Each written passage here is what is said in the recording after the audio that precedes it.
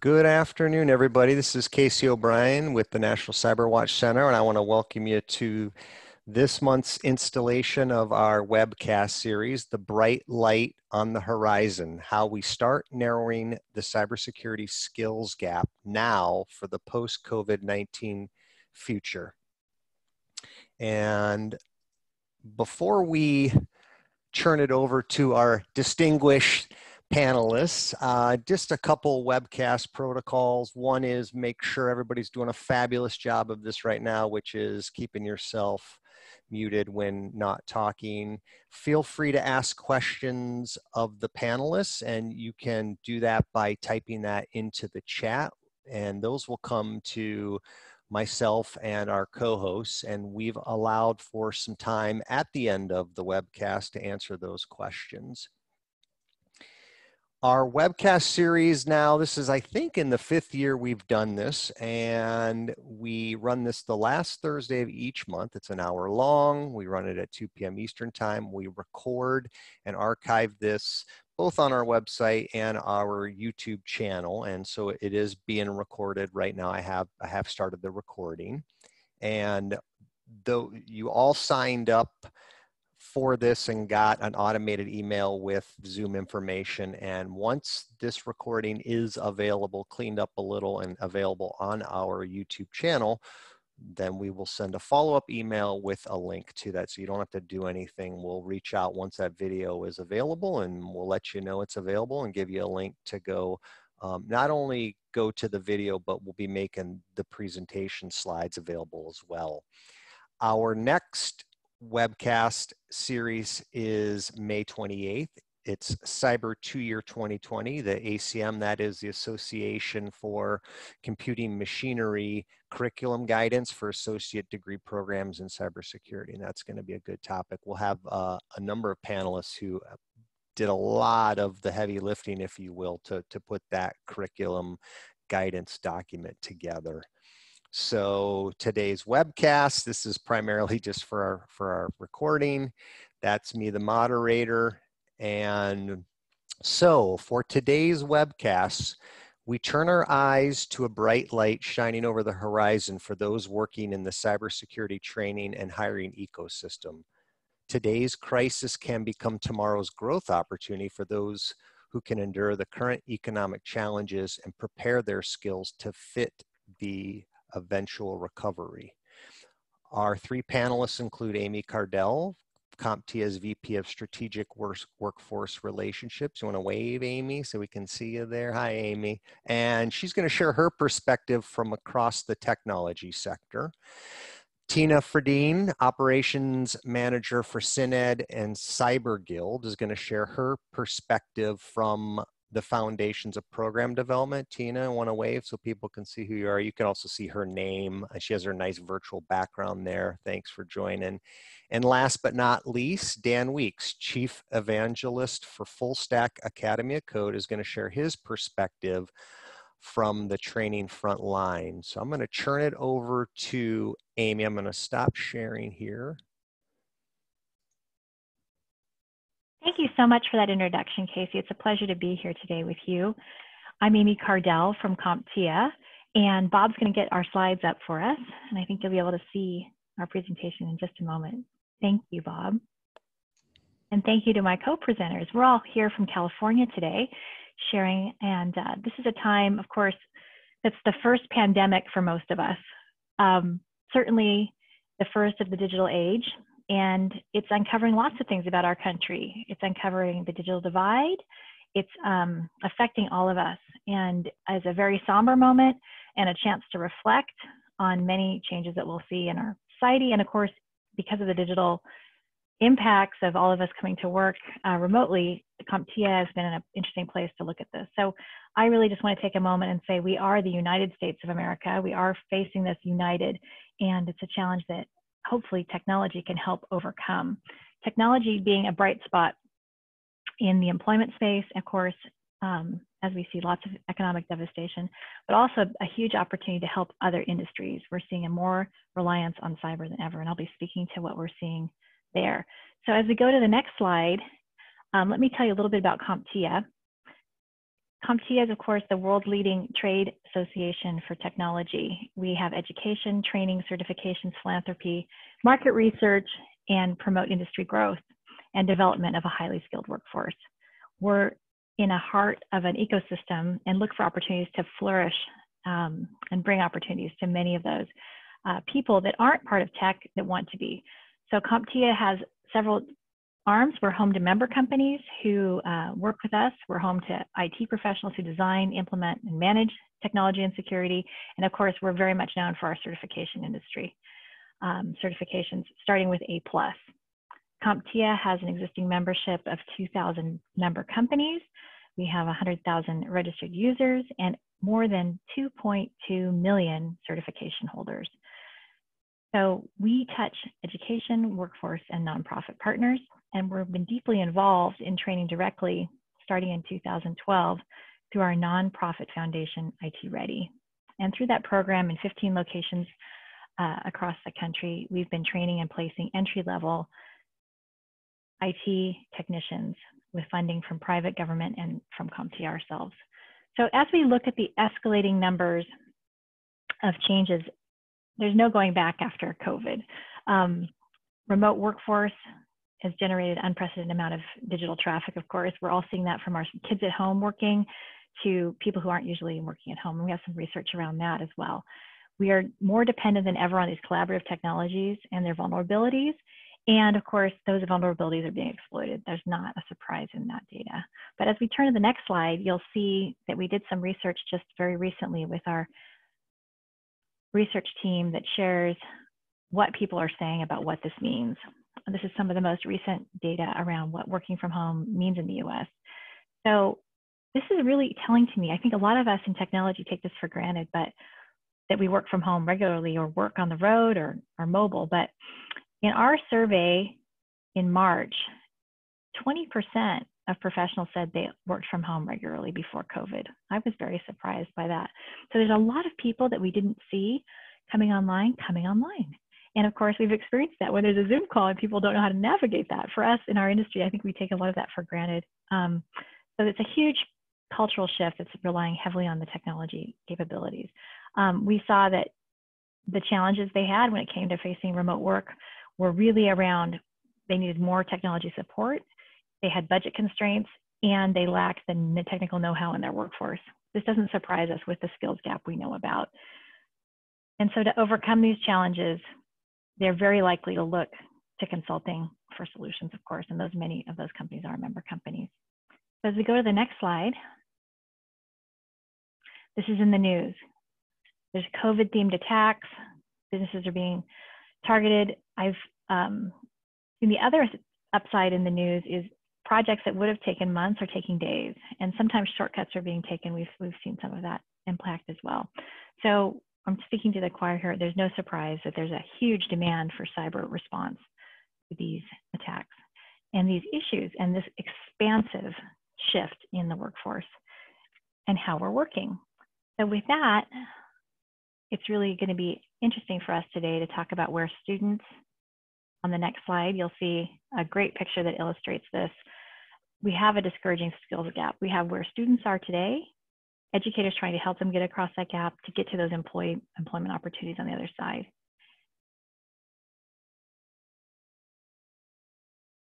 Another thing I wanted to share with you is some of the research we've done about the gap. It's not just one gap, actually. If we could have a better illustration, it would have multiple gaps. And we would see a gap of geography. We'd see most predominant gap is confidence. We'd see a huge gap when we did research looking at how we could make the biggest difference with our workforce. The confidence gap was very strongly in the minds of 18 to 34-year-olds.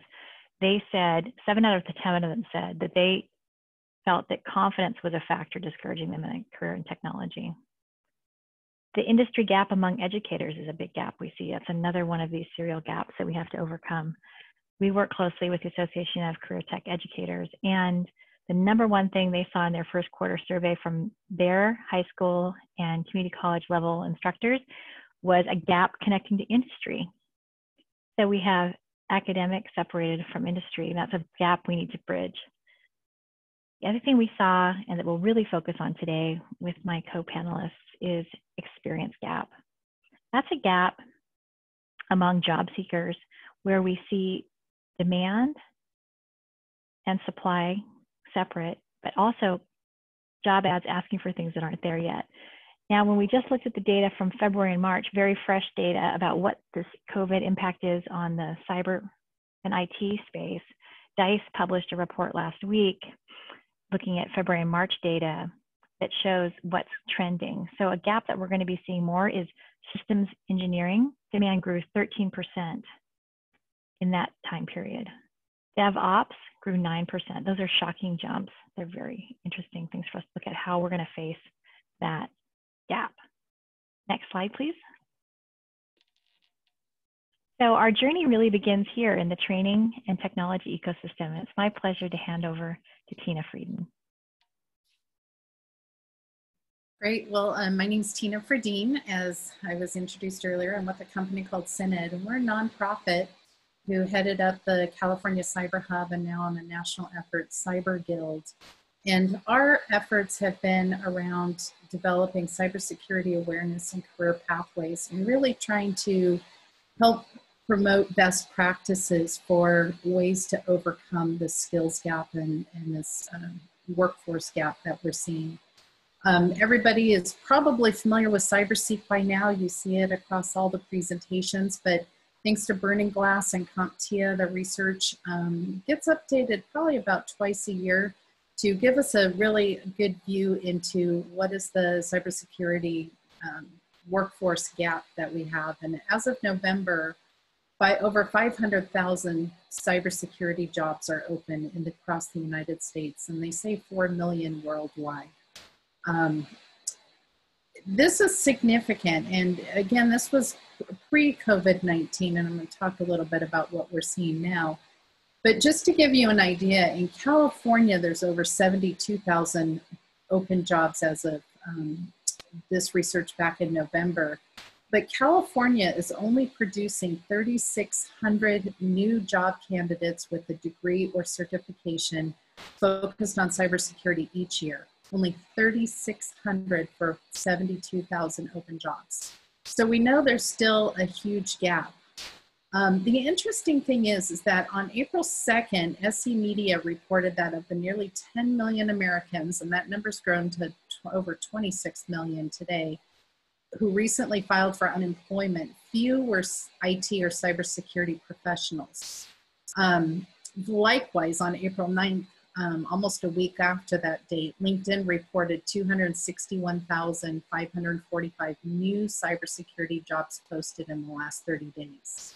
So what we're seeing is that even though there's a large number of unemployment, to date, the IT and cybersecurity jobs have not been impacted. And if possible, that they're growing as we see a need for digital transformation to be taken care of and remote workers needing support, etc. In general, the digital transformation and AI are real critical factors for the C-suite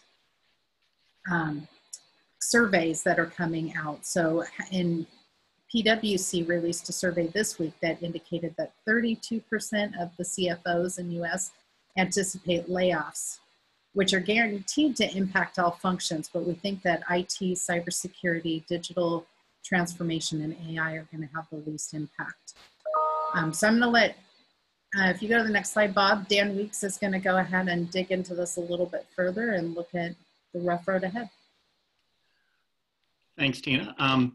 Dan Weeks, I work for a tech bootcamp company, Full Stack Academy. We have our main facility is in New York, but we're also partnering with continuing ed organizations, universities across the United States. And I'm going to be doing more of the frame of reference of as we train people with cyber boot camps, what are the challenges in actually going from the training in a cyber boot camp to landing that first position with an employer. Next slide.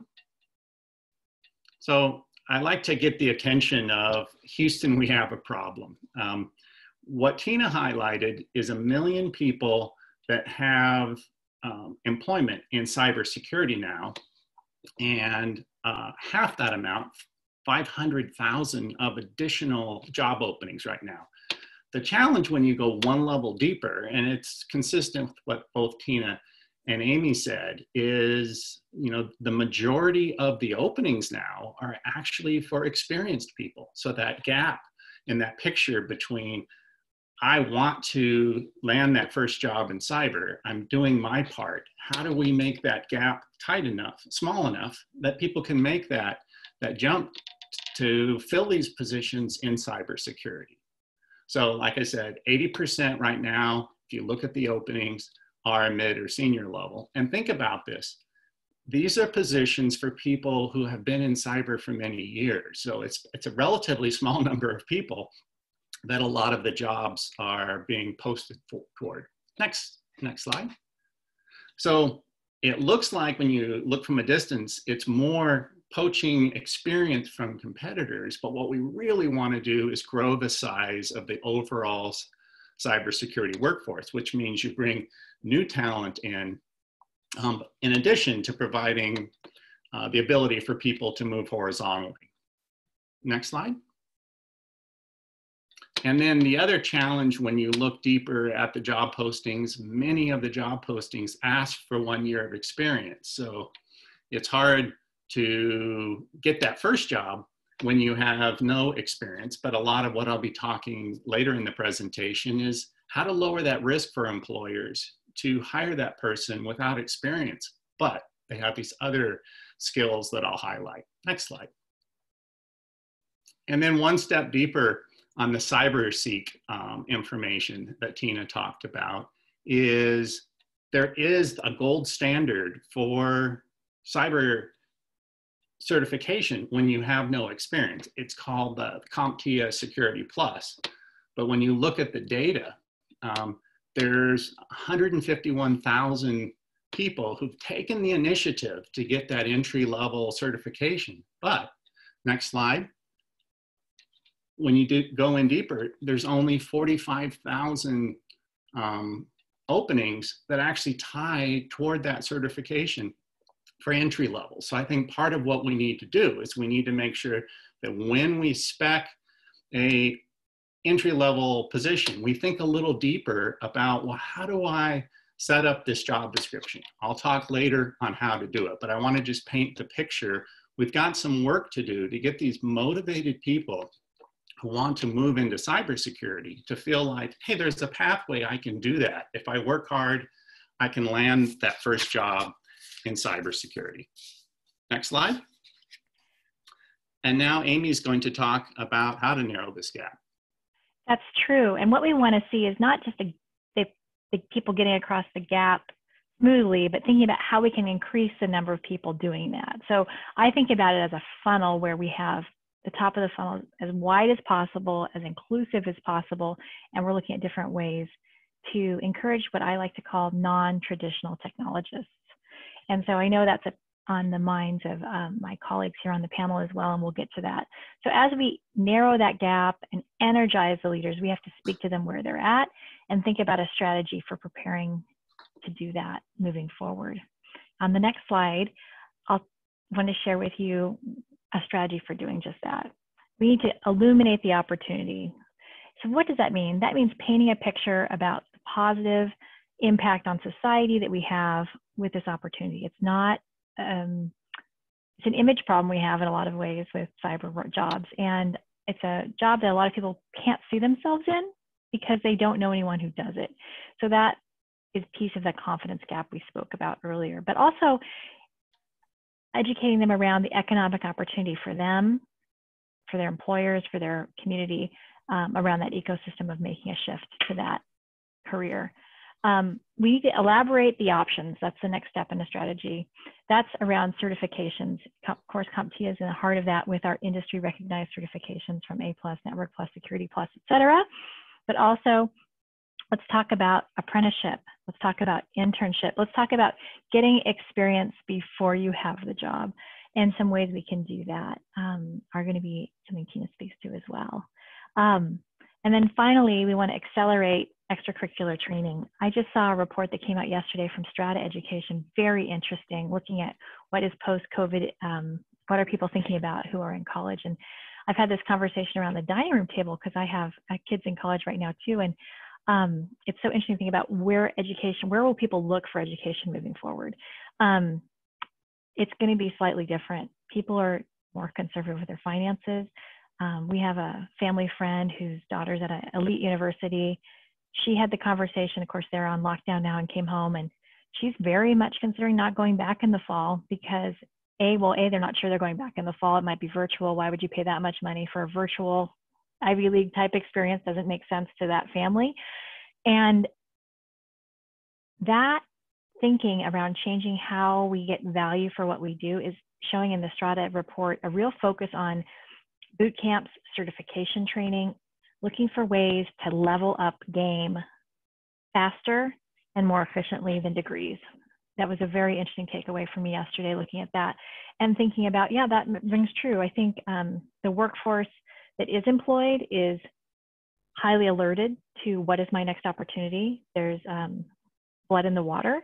And if they can level up to be a more valuable employee with cyber skills, that's something else people are looking at. So I think we'll see that play out as people think about, how do I level up? How do I make myself relevant? And how do I stay relevant in the most effective way?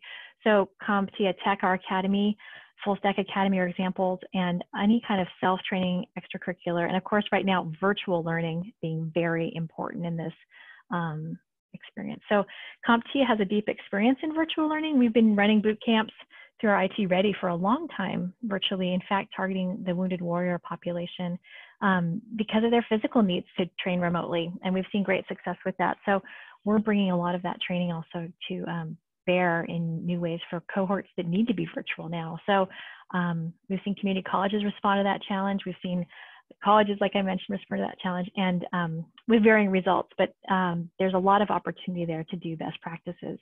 If we go to the next slide, I'll speak to some of those. Thank you. So how do we handle the resources for training and technology and hiring in the ecosystem? Let's talk about what resources we have at CompTIA. If you go to the next slide there, we have some links.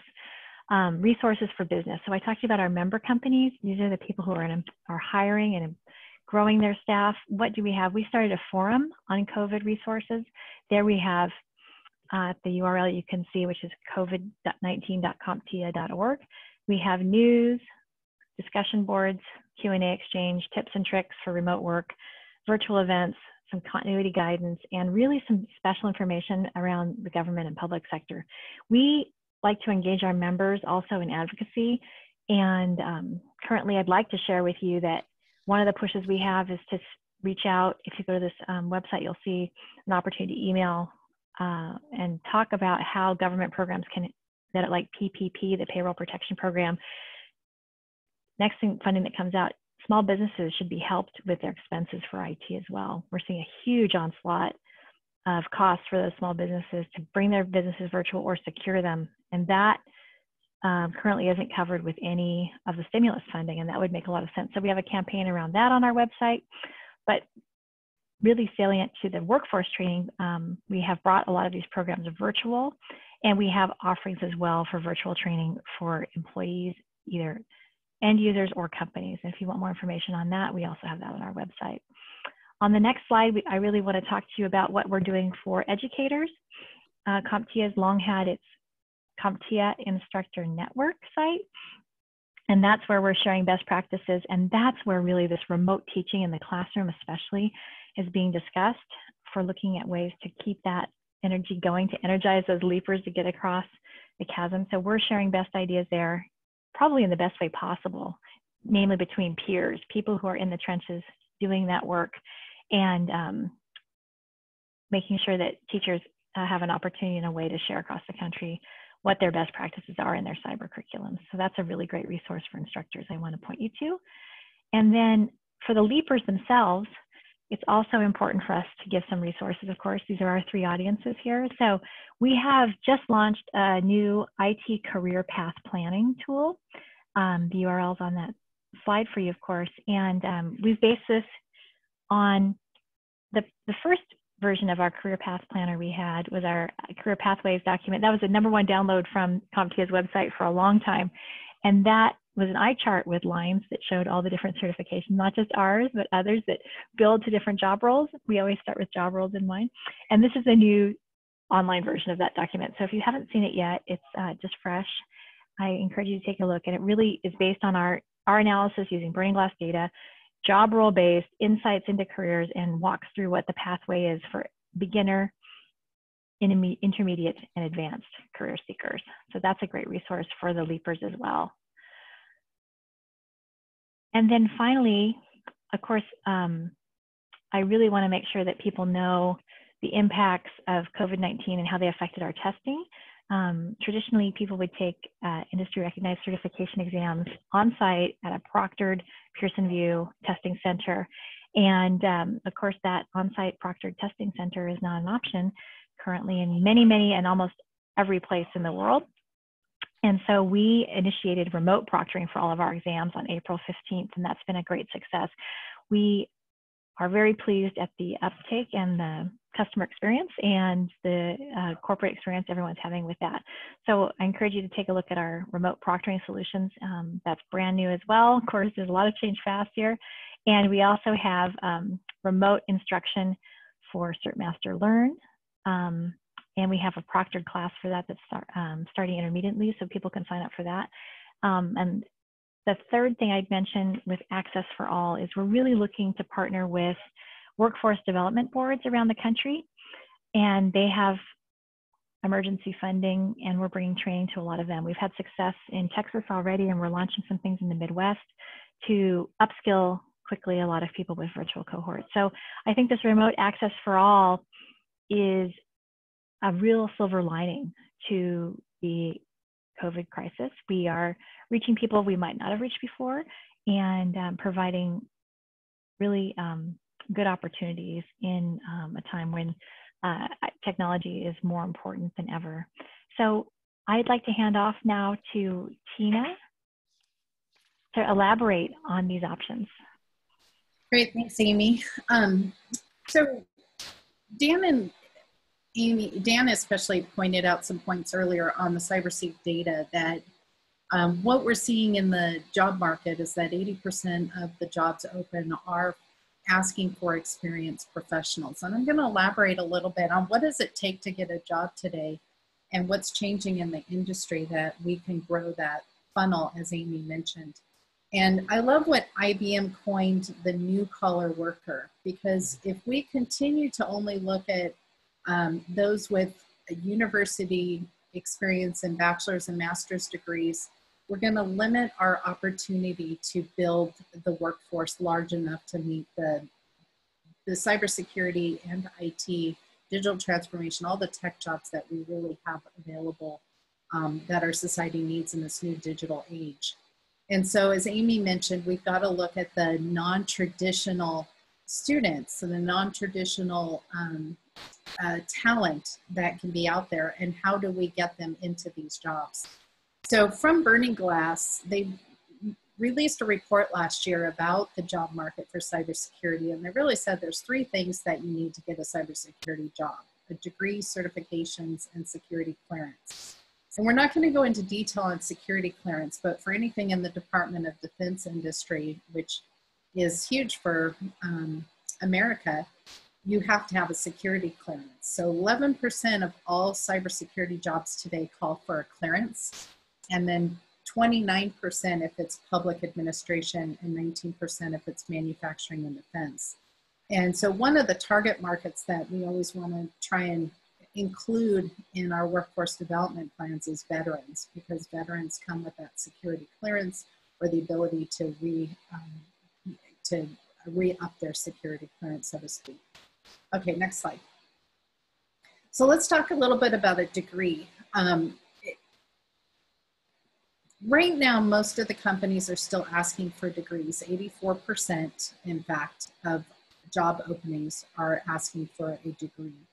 However, the industry is changing, and the Aspen Cybersecurity Group specifically, which IBM I've mentioned before, is one of the big leaders in this market to work with HR and companies across the United States to lessen their job requirements, to really open up to focus on what the skill sets are that they need rather than over-speccing the requirements. And 31 companies, as of the RSA conference in January, there's now 31 companies that have agreed to commit to improving the cybersecurity and growing high-tech jobs by lessening their job requirements. So you can see their three commitments here are to widen the pipeline by expanding recruitment beyond applicants from four-year schools, focus job postings on engagement and core requirements and not over-speccing, and making career pathways understandable and aligned to the NICE framework. And if you're not familiar with the NICE framework, that's the subgroup out of NIST. And so NICE is the National Institute for Cybersecurity Education. And they've defined a framework for cybersecurity workforce. So all the KSAs, tasks, and skills are defined, and job roles are defined. And so they're asking companies to start aligning with the NICE framework so that we have commonality among job titles and job roles and what the KSAs are that are required for those. So next slide. So that's good news. The other thing that's really interesting is even if students have a degree, if they come out of the 4 years, even with a master's degree, about a third of job openings ask for certification. 23% for IT jobs and 30% for cybersecurity jobs.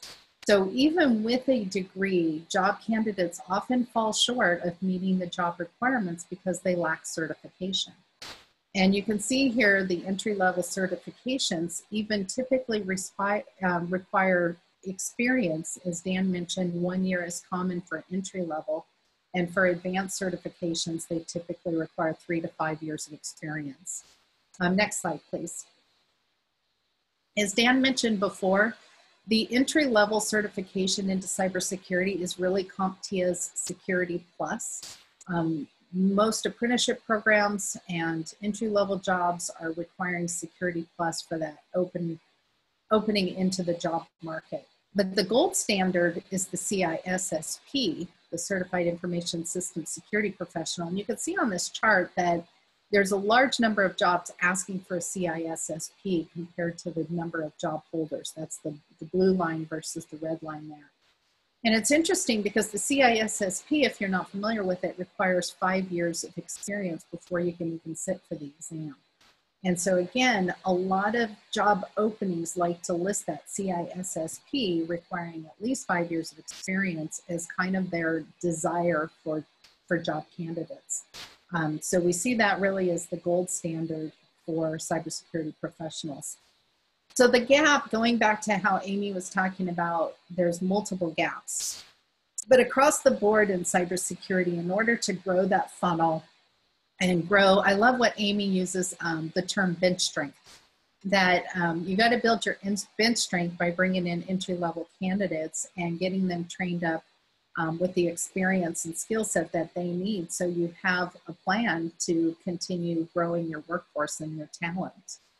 So experience is really a key factor, and it's how do you get a job if you don't have experience, and how do you get experience if you don't have a job? One of the things in the market that we've really promoted heavily as Synod and Cyber Guild is the simulated learning through cyber competitions and cyber range. Cyber competitions at all levels, we're seeing them from middle school on up into the professional realm. In fact, last year, the president released for their cybersecurity education task force, they had a nationwide professional competition. In fact, it was won by a young military academy. I can't remember which, if it was West Point or Air Force Academy, but it was won by a young person who hasn't even worked in the industry yet. So it's just an indication that these cyber competitions give great skills and opportunities to job candidates and for those future talent pools. Some competition providers, such as National Cyber League and some of the other ones, are also offering scorecards. So individuals can be scored for their individual performance as well as their team performance. And the team performance is a really huge point to make here, is that one of the advantages of cyber competitions is the teamwork and the soft skills that are developed as being part of a team. So leadership, communication, of course, the research skills, the critical thinking, even the division of labor. These students participating in Cyber Patriot in middle school and high school, they divide up the talent. So they have their Linux expert, their Windows expert, and then they divide and conquer. And some of the top teams in the United States and even the world have really mastered those skills that you can't learn outside of that team participation. So we highly recommend competitions at all levels. The other thing that's interesting is the companies that have offered cybersecurity training in cyber ranges, like for the military and other top cybersecurity firms, are now releasing educational and public opportunities to train in their ranges. So for cybersecurity employers, I love, in fact, from National CyberWatch, Dr. David Toby, who works with our moderator here today, Casey O'Brien. I love what Dr. David Toby says, that when companies say they want experience, it's not necessarily that they want 5 or 10 years of experience. What they want is they want 5 or 10 years worth of exposure. So I call that exposure experience. And the cyber ranges allow the opportunity for an individual to get exposure to all types of attacks and vulnerabilities that on the job, it would take them years to get exposed to. And so that simulation training is really key for developing the experience. And not only developing the experience, but being able to share what they learned with those experiences through digital badging, scorecards, etc. Internships are interesting because they're still the go-to de facto for companies. I remember when I was an engineering student at Cal Poly, some students did internships, but they weren't very common. And the students today, pretty much if they're an engineering student at Cal Poly, know that an internship is a requirement to get a job. And the companies are still leaning toward internships as their way to test out future job candidates. Of course, internships typically are only done with college students. And they're also not very well defined. So they don't have specific learning outcomes as part of the internships typically. And so you may do an internship, but you may not necessarily be getting the on-the-job training for the career pathway you want to end up on. And that brings us to apprenticeships. So apprenticeships are the earn well learning career opportunities. And the interesting thing about apprenticeships is everybody still has that perception of apprenticeships only being tied to the trades. And Europe has a very successful model with apprenticeships. We have a very successful model in America with our trade positions. But tech apprenticeships are a new thing. And so the conversation has really been growing around what a tech apprenticeship looks like. And one thing about the tech apprenticeships to understand is that they are competency-based, which means it's not time-based. It's not that you have to put in a certain number of years, it's that you have to meet certain competencies on the job. And that's why we really like to see the apprenticeships grow and why the Department of Labor and states are investing large amounts of funding into building tech apprenticeships, because they give the employers the opportunity to customize the training that their future full-time permanent employees are going to have. They can shape those employees. And in the market that we have, Amy, I believe, or Dan, one of the two of them talked about poaching. Because we have so few experienced professionals, there's a lot of poaching going on. And I can't remember the statistic right now, but there's a large number of millennials and Generation Zs that say they only expect to stay in their job for 1 to 2 years. Well, when a student is given the opportunity to do an apprenticeship, it builds loyalty because the company has invested in them. And so the statistics show that if an apprenticeship is given the work-based learning opportunity, then they're going to stay with the company longer and are less likely to leave for the next best offer. 60% of apprenticeships makes people more employer than going to college, according to American Staffing Association Workforce, which surveyed 2 years ago.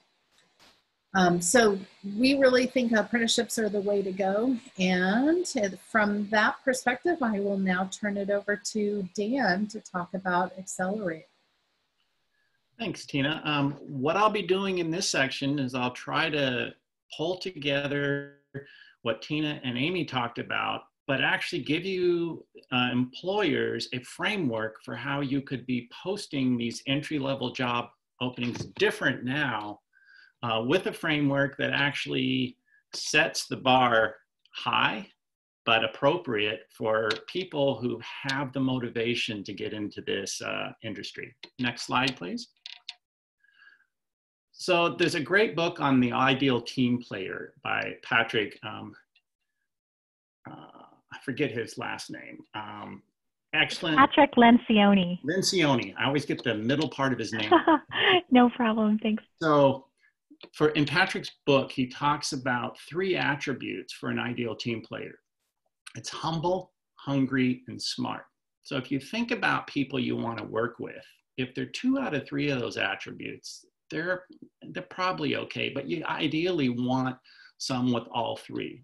So for the humble, they really have this attitude, I don't know that yet, but I will learn it. There's not an arrogance with the humble side. In the hunger side, they're not a slacker. They're passionate. They always want to go above and beyond. And on the smart, they're not afraid to push themselves to learn what they don't already learn. Actually, they like it if it's hard. So the next slide. So let's apply this to information security. What this really means is you ideally want to find someone who loves to learn, especially new cyber tools and techniques. If your job posting focuses on this love of learning, cyber tools and techniques, and you can delineate some of those, you don't have to focus as much on years of experience as tools and techniques. It goes more toward what Tina was talking about, cyber ranges and capture the flag, etc. Next slide. So what I have on the screen is a typical entry-level cyber job posting right now, the top 2 lines. If the job posting doesn't require experience, it does what Tina said, is it focuses on a 4-year degree.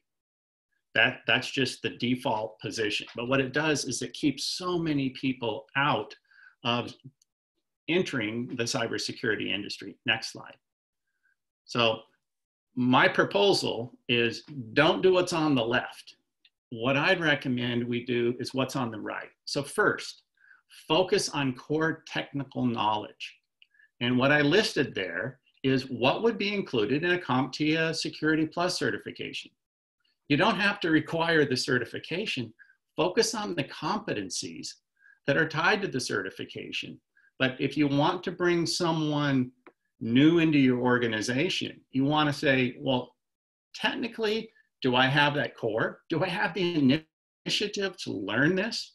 And then the second point is, and this is key, what is your compelling narrative of how you live and breathe information security?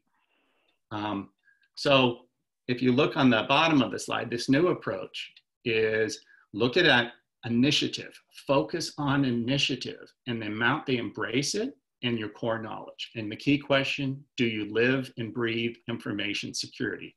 The next slide is going to show examples of what someone could be doing independent of a 4-year degree in information technology, that if you get someone who's doing these things and has the core of what is CompTIA Security Plus, that will be a great hire.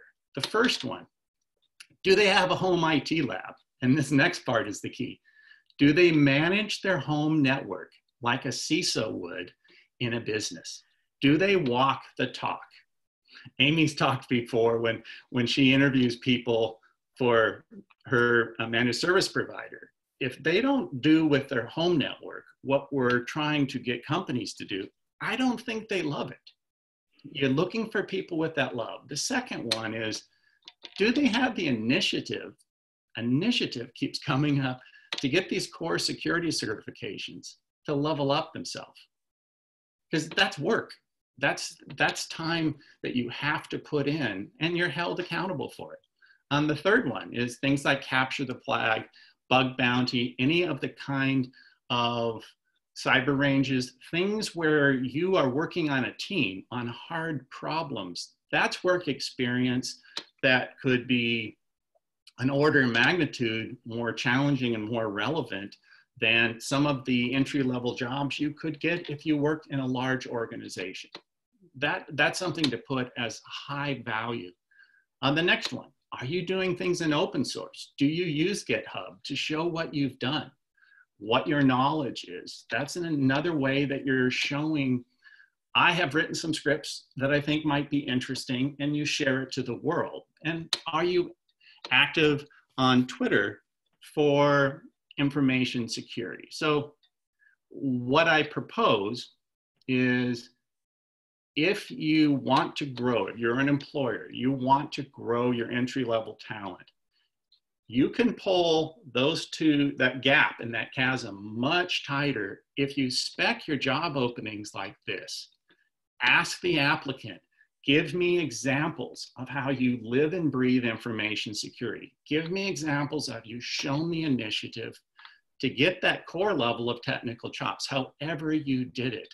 That's going to be a lot lower risk, I believe, than someone with a 4-year degree in information technology that doesn't live and breathe information security. So that's the key point I want to make. What I've seen in information security, being on the tech bootcamp side, where we are with tech boot camps in cyber is really where software boot camps were 5 years ago. 5 years ago, you couldn't get a job at Google, at Facebook, at Amazon without a degree, and especially if it wasn't in computer science. Now, all those companies don't even require a degree. It's show me your passion, show me your technical chops. And I think we have to just move the information security infrastructure to learn what's happened on the software side, that you didn't lower your standards. You just broadened the size of your funnel and you held them to competency and not credentials only. It's great to have credentials, but do you have the practical skills that you can add value to the organization very quickly, and are you a lifelong learner? So on to the next slide, and I think we'll be open for questions now. I'd like to make a comment on what Dan just said as Casey's gathering questions. I listened to a panel with the hiring manager from Converge One, and they said they're actually recruiting from hackathons and other competition settings, as well as you've got your bug bounties, bug hunters as they're called. But the interesting thing is, not only are they recruiting individuals, they're recruiting full teams. So if you have a successful cyber competition teams, the whole team may get recruited to a company because they know you know how to work together. And I think that's just amazing. I like that, Tina, because that Google would buy small teams in computer science to get an hacked technology unit. Software's been doing this for a while. We need to start doing this on the cyber side because we know it works. Yeah, that harkens back to a story from, I think it was the 2008 Collegiate Cyber Defense Competition, which has been around for 15 years. There was, I forget, it was the Western region. So there are 10 regions that comprise the national. And I believe it was a team, might have been out of your alma mater, Tina, and they won that Western Regional, and Boeing hired the entire team, right? So, yeah. Yeah, there's something about keeping the band together. That's a theme in business.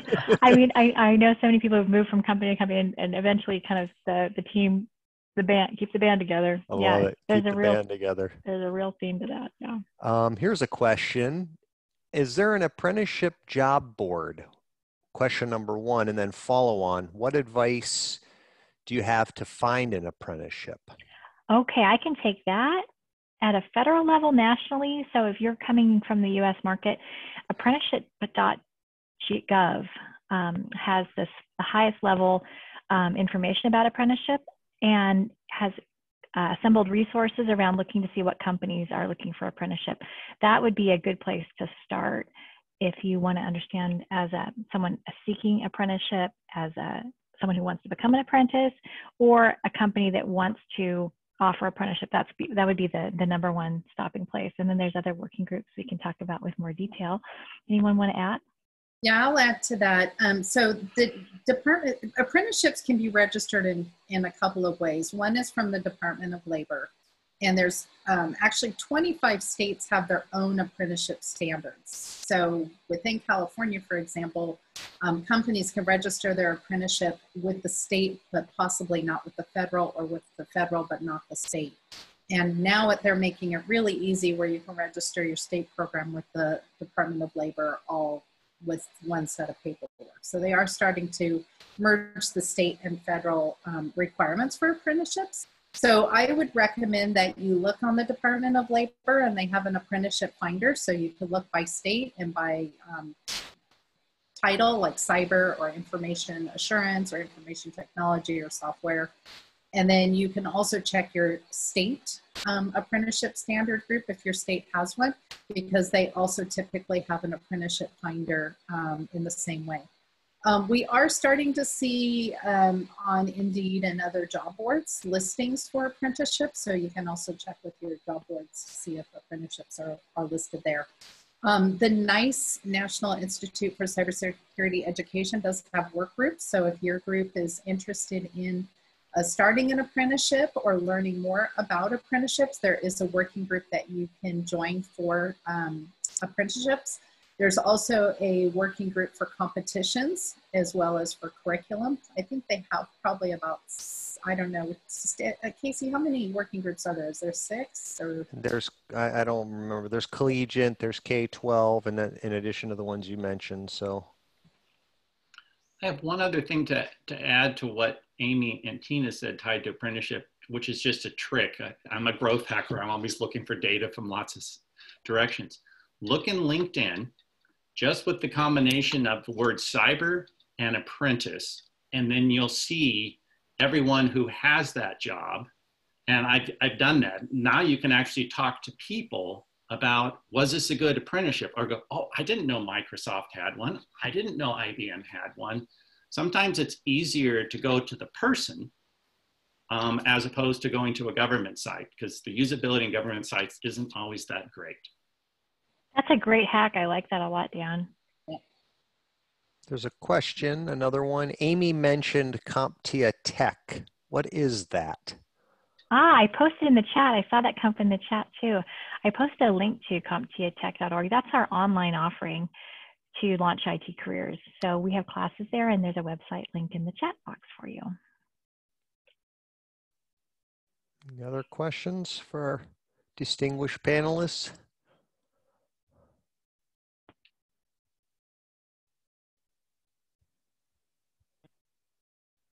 No. I think, you know, in the post-COVID market, one of the things that we're looking at as an opportunity for workforce development is the job changers.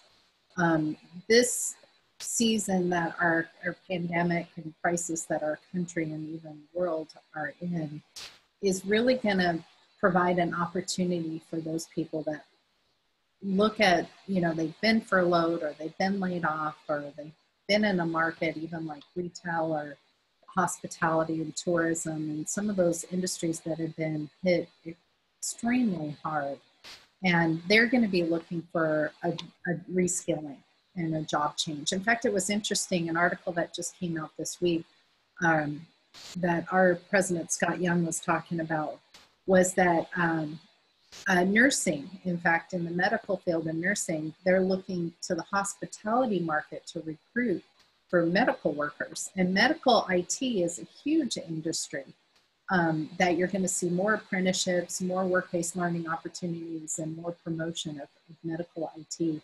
But looking at the hospitality industry, because people that have worked in hospitality have that nurturing customer service aspect, which also goes with IT. So I think we're going to see an upskill or an uptick in people wanting to reskill themselves. And there's many companies right now in the next 30, 60, 90 days offering a lot of free online training to get started in IT and cybersecurity careers. So if you're not already promoting that out through your networks, I know CompTIA is one of them, just take a look at what's available there, because it is an opportunity for people to reskill. Thank you. Just expand a little on what Tina said. Our company, we've had almost 3,000 graduates in our boot camp. When you start with someone who can communicate and build tech on top of it, it is a dream applicant for a tech employer, whether it's data science, whether it's cybersecurity, whether it's software. So it's almost like the more diverse your background started, if you have that hunger and you put the tech on top and you have a life experience. The typical bootcamp grad is 30 years old and 80% already have a 4-year degree in something else. So I think what I recommend is you don't have to come from the industry. It's almost better if you don't. Thanks for that. Tracy has a question. She says, I'm looking for suggestions to reach middle and high schoolers, especially to let them know about these paths in case they aren't on a path for a 4-year degree. Any suggestions? Absolutely. You know, there are so many programs out there available. One of the biggest opportunities starting in middle school or even 6th grade is the Cyber Patriot competition. And whether you do it in the classroom for cyber training or outside, but most of the Cyber Patriot teams are outside the classroom. We have some people that are running programs with 100, 300, even 400 students from 6th grade to 12th grade participating in Cyber Patriot. And they have set curriculum.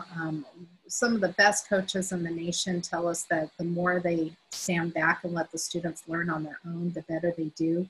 So you don't have to be an IT or cybersecurity professional to be a coach. The important thing is being a coach is to motivate and provide the resources they need. There's CyberStart.